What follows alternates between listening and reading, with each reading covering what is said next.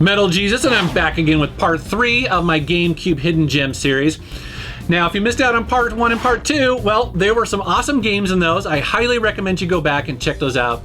I'll put links to them in the annotations and also in the description below. But first, I want to clear up a little controversy, a little bit of confusion for those other videos, and this one as well. Some people assume that I'm picking games that are exclusive to the GameCube, and while that may be true, not all of them. And the reason for that is because that's not how I collect. And I also don't assume other people collect that way too. Not everybody has every console, and so sometimes those third-party games, they're often, at least in my opinion, better on, say, the GameCube. And the reason for that is because I really like the GameCube controller. And also, often the load times are quicker on the GameCube, and sometimes even the graphics are better. So I just want to throw that out there, that not every game that you're going to see is exclusive to the GameCube, but the number one rule is they have to be fun. So let's not waste more time and take a look.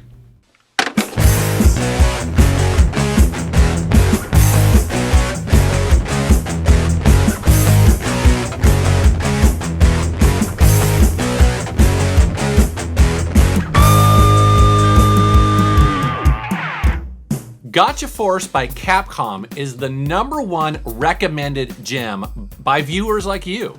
Now, the irony is this game did not get good reviews when reviewed by professional outlets, but hardcore gamers think it's excellent, and it is. I actually had a hard time tracking down a copy, but man, when I finally did, I put a ton of time into this game, and sure enough, man, it is awesome. That's why it's the first video game on this list. This is a frantic 3D shooting / fighting game where you use living toys to destroy other toys in diverse arena battles. Think of it almost like that mech fighting game Virtual On, and then also mix in a little bit of Pokemon. I mean, there are literally 200 battle toys to collect and upgrade in this game. Now, when I say this game's like Pokemon, what I mean by that is that there are just a ton, a serious variety of Borgs or toys to collect. There's things like ninjas, chainsaw knights, witches, soldiers, robots, tanks, jets. There's vampires, dragons, there's leopards. It's just so much to do and collect in this game. And each one of them has its place on the battlefield and has its stats that either work for or against it. Gotcha Force is a seriously cool game, and if you have a GameCube, definitely track down a copy. Tube Slider. Oh man, could this cover look any more generic? But surprisingly, this is a pretty cool futuristic hover racing game, kind of similar to maybe F-Zero or Wipeout.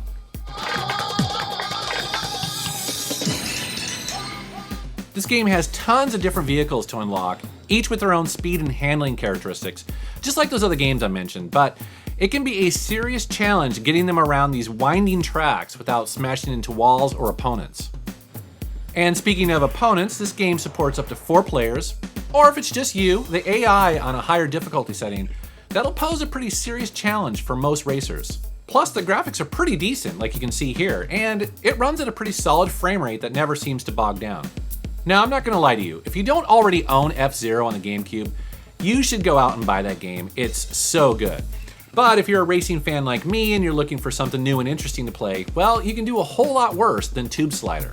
Although it probably should have been called something else. That kind of sounds like a porn movie. When viewers recommended that I add Spongebob Squarepants Battle for Bikini Bottom in my Hidden Gem series for the GameCube, I was like, are you serious? Do they even make good SpongeBob games? And you know what? It turns out, yeah, they do. Now, the reason why this game is so much fun is because it's modeled after a Nintendo classic, and that is Super Mario 64. Now, as you would expect, all your favorite silly characters from the TV show are here. You play as SpongeBob, Patrick, or Sandy Cheeks, each with their own special abilities and attacks. This game's pretty big too. It actually has 10 large 3D worlds to explore. There's also bonus areas and many secrets to discover.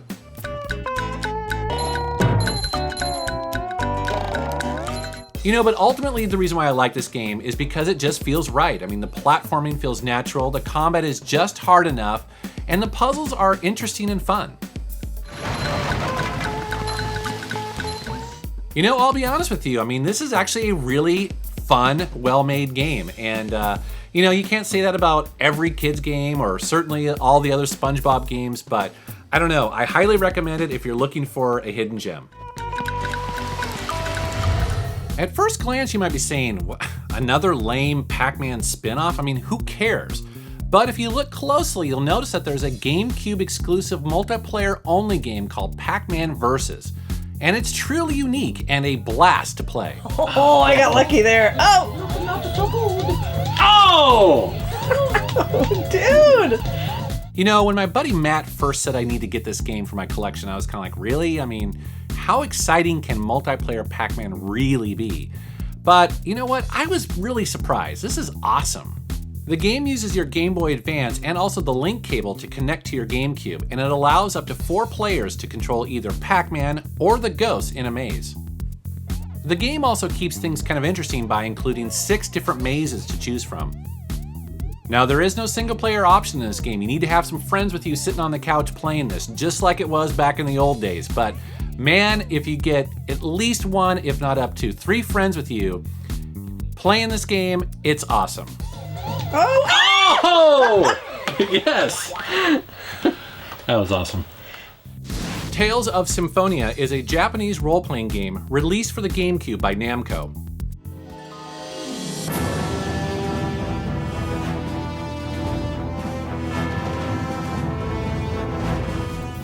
This is an epic adventure lasting over 80 hours. Has real-time 3D battle system with hundreds of special attacks and magic spells, and high-quality anime cutscenes. The combat is equal parts beat 'em up and strategy. Now, the strategy comes from pulling off various combinations of your tech attacks to chain massive combos together. Now, honestly, this game sold pretty well on the GameCube, but for whatever reason, it doesn't get mentioned by most gamers when they talk about their favorite RPGs of that generation, which is the reason why it's on this list. And speaking of other RPGs, the cel-shaded graphics in this game really remind me of Rogue Galaxy or Dark Cloud, other RPGs of this generation that I really loved. So if you're looking for another high-quality role-playing game on your GameCube, definitely pick up a copy of Tales of Symphonia. Here comes more of them! Sorry, get 'em! Fireball! Demon Fang! Wario World is a GameCube exclusive that is a spin-off game, well, starring Wario.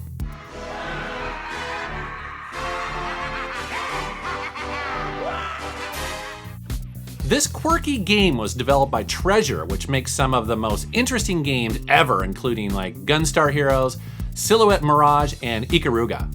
The plot has something to do with an evil gem, blah blah blah, and who cares? What is important is that this is a solid 3D platforming game mixed in with beat-em-up gameplay. Now, Wario is a fun character to play because he's so greedy and rotten. I mean, and he's only after treasure and more treasure. This game has decent graphics and really fast load times, as well as catchy tunes in the soundtrack that really keep the action hopping. Wario World is a fun little action-packed gem on the GameCube, and it's relatively short, pretty cheap to buy, and oh so sweet.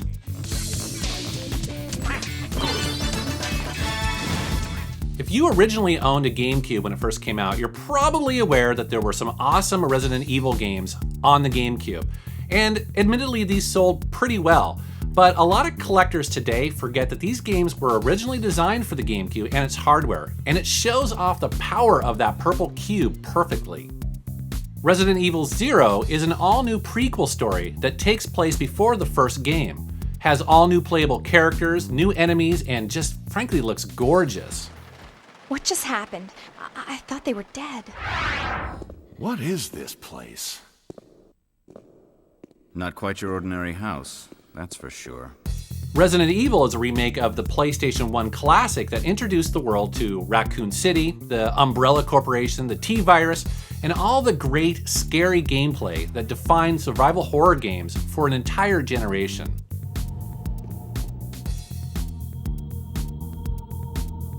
It's important to remember that when these games first came out, people were shocked that you could make games look this good on the GameCube. It blew people's minds.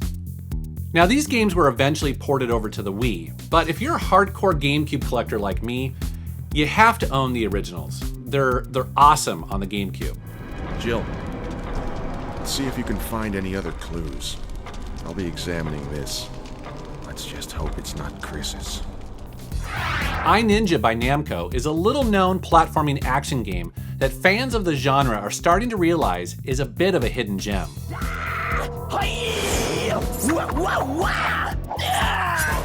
You play as an angry pint-sized ninja that uses throwing stars, swords, blowguns, rocket launchers, and a ton more to fight off just waves of enemies as you zip through levels on your way to fight the big bad boss. This game has 5 huge environments to explore, mini quests to take on, and unique power-ups to unlock.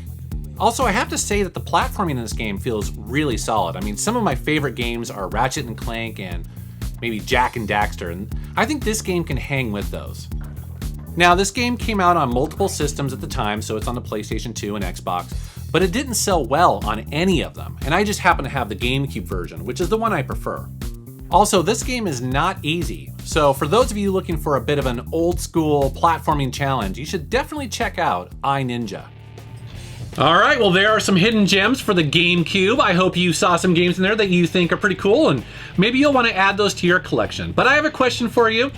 I want to know what you think about the GameCube controller. I mentioned it in the beginning, and you know what? I actually really love this controller. It is probably one of the most comfortable controllers that I've ever had, and I think it's because of the way it's molded here.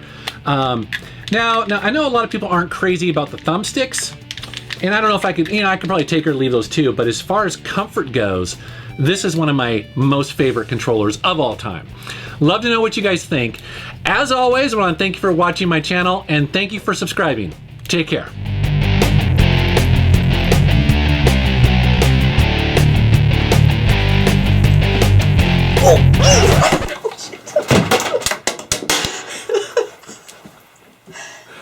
You okay? What'd you do?